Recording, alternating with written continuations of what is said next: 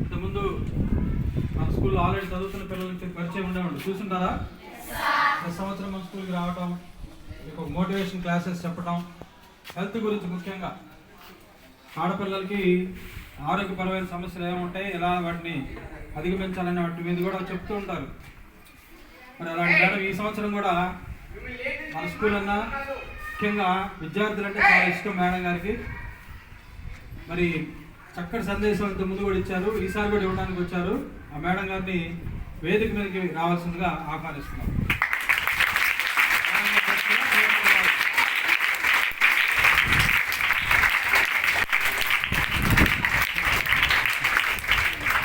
తర్వాత మన పాఠశాల ప్రధానోపాధ్యాయులైన మన ఏవి నాయుడు మాస్టర్ని కూడా రావాల్సిందిగా కోరుతున్నాం.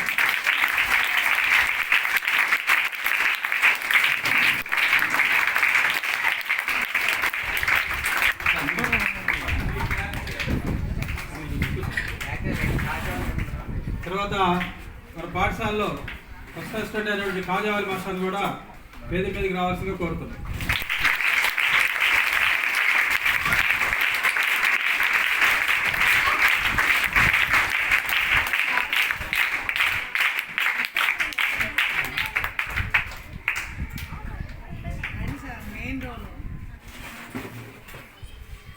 సరే, ఇక మనం నేరుగా కార్యక్రమానికి వెళ్దాం. మళ్ళీ మనం స్కూల్ టైంకి పేరెంట్స్ వస్తారు కాబట్టి ముందుగా నేరుగా కార్యక్రమం అంటే ముందు మేడం గారినే ఈ సభను ఉద్దేశించి మాట్లాడాల్సిందిగా కోరుతున్నాను.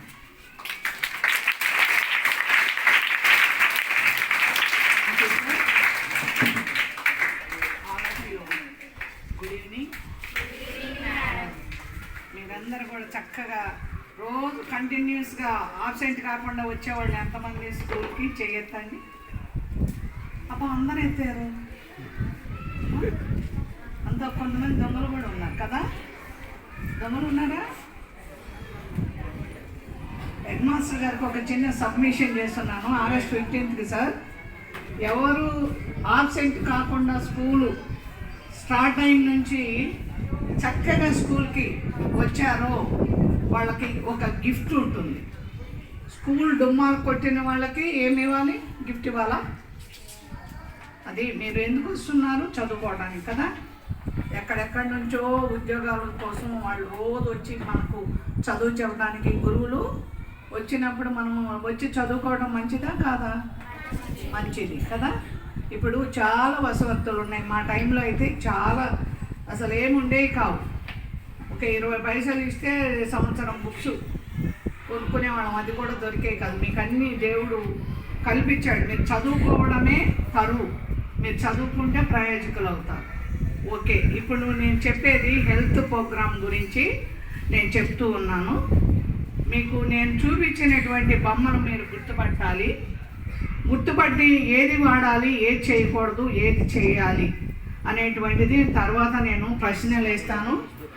మీరు ఖచ్చితంగా చూడాలి, నేను చెప్పింది వినాలి. వింటేనే నేను అడిగిన ప్రశ్నకి జవాబు చెప్పగలుగుతారు. వినకపోతే జవాబు చెప్తారా? ఏమ్మా, చెప్పలేరు కదా. అందుకోసమే ఇప్పుడు నేను చూపించే బొమ్మలు, నేను చెప్పేటివన్నీ గుర్తుపెట్టుకోండి. లాస్ట్లో నేను అడుగుతాను, ఎవరెవరు చెప్తారో చూస్తా. వాళ్ళకు ఒక చిన్న గిఫ్ట్స్ ఉంటాయి. కాబట్టి మీరందరూ కూడా నాతో సహకరించాలని కోరుతున్నాను. ఈ యొక్క అవకాశాన్ని ఇచ్చినటువంటి హెడ్ మాస్టర్, మరి తోటి టీచర్స్, మరి మాస్టర్స్కి అందరికి కూడా నా యొక్క హృదయపూర్వకమైనటువంటి నమస్సమాంజలు తెలుపుతున్నాను. మరి ఈ యొక్క కార్యక్రమానికి ముందుగా మీ అందరికి కూడా థ్యాంక్ యూ చెప్తూ ఈ యొక్క ప్రోగ్రాంకి నేను వెళ్ళడం జరుగుతుంది.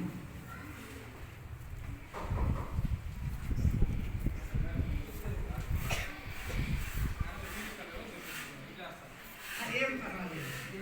ఇక్కడ చూడండి, ఇక్కడ చూస్తున్నారా? ఏం కనిపిస్తుంది?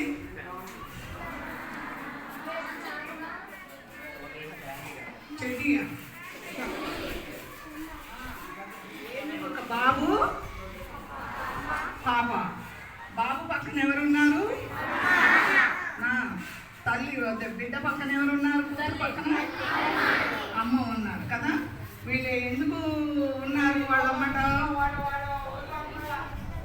స్కూల్కైనా ఎవరు కరెక్ట్ చెప్పారు? స్కూల్ కోసము తయారు చేసి బిడ్డను పంపించడానికి వాళ్ళ కర్తవ్యం వాళ్ళు నిర్వర్తించడానికి ఈ యొక్క పిల్లల్ని తయారు చేశారు కదా. ఈ యొక్క తయారు చేసే విధానంలో నేను మళ్ళీ ఒక బొమ్మ చూపిస్తాను, మీరు గుర్తుపెట్టుకోండి. ఇక్కడ ఏం కనిపిస్తుంది? అమ్మ ఏం చేస్తుంది? ఏడుతుందా? జడ ఏమ్మా చూడండి, జడేస్తుందా? పేలు ఏమిటికి చూస్తుంది? పేలు. దేంట్లో చూస్తుంది? తలలో పేలు చూస్తుంది కదా. తలలో పేలు ఉంటే మంచిదా? కాదు కదా. మరి మీరు ఎంతమంది తలలో పేలు ఉన్నాయి చెప్పండి? ఉన్నాయా మీ తలలో? మరి మీ స్కూల్కి రాకూడదు, పక్కన మరి వాసన కదా. మీకున్నాయి ఇంకెవరికి ఉన్నాయి? ముగ్గురికి ఉన్నాయి తలలో పేలు. ఉంటే మరి నిద్రపోరు, దురద వస్తుంది, కురుపులు అవుతాయి. పక్కన ఎవరు కూర్చోరు, వాసనగా ఉందని నీతో ఫ్రెండ్షిప్ చేయరు కదా. అవునా కాదా? మీకు చేసింది చెప్పండి. ఇప్పుడు పేలు ఉంటే నిద్ర పడుతుందా? పట్టదు కదా. ఎందుకు పట్టదు? దురద పుట్టుద్ది, ఇంకా పుడుతూ ఉంటాయి అవి కదా, రక్తాన్ని పీలుస్తూ ఉంటాయి. అందుకోసమని మీకు నిద్ర పట్టదు. అలాగే స్కూల్కి పొద్దున్నే లేచి రావాలంటే ఏమవుతుంది? పొద్దున్నే నిద్రపోతుంటావు. అప్పుడు స్కూల్కి వస్తావా? రావు, సరిగా చదువుకోలేవు. అందుకని పేలు ఉండాలా? ఉండకూడదు. మరి పేలు చూసేటప్పుడు వాళ్ళ అమ్మ పేలు చూస్తుంది, మరి చూయించుకోవాలా వద్దా? లేకపోతే నీసు వాసన ఉంటుంది, పక్కన ఫ్రెండ్స్ ఉండరు, పక్కన కూర్చోవడానికి ఇబ్బంది కలుగుతుంది. పక్కన ఇంకొక బాబు ఉన్నాడు, చూడండి బాబు. ఆ బాబు ఎలా ఉన్నాడు? బలంగా లావుగా ఉన్నాడా? లేడు. ఎందుకు లేడు? ఆయన చేసేవన్నీ కూడా మంచి అలవాట్లు కాదు. ఏంటి? ఆయనకు ఉన్నటువంటిది సరిగా నిద్రపోడు, సరిగా ముఖం కడుక్కోడు, సరిగా స్నానం చేయడు, ఇంకా తల సరిగా దూకోడు. ఇవన్నీ కూడా చెడ్డ అలవాట్లు. చదువుకునే పిల్లలకు అవన్నీ ఉండొచ్చా? ఉండకూడదు. అందువలన ఆ అబ్బాయి ఎలా ఉన్నాడు? బక్క చిక్కిపోయి ఉన్నాడు. బక్క చిక్కిపోవడం వలన స్కూల్కి రాగలడా? రాలేడు, చదువుకోలేడు. కాబట్టి అతను వల్ల అలా ఉండాలా? మీరు అలా ఉండకూడదు కదా.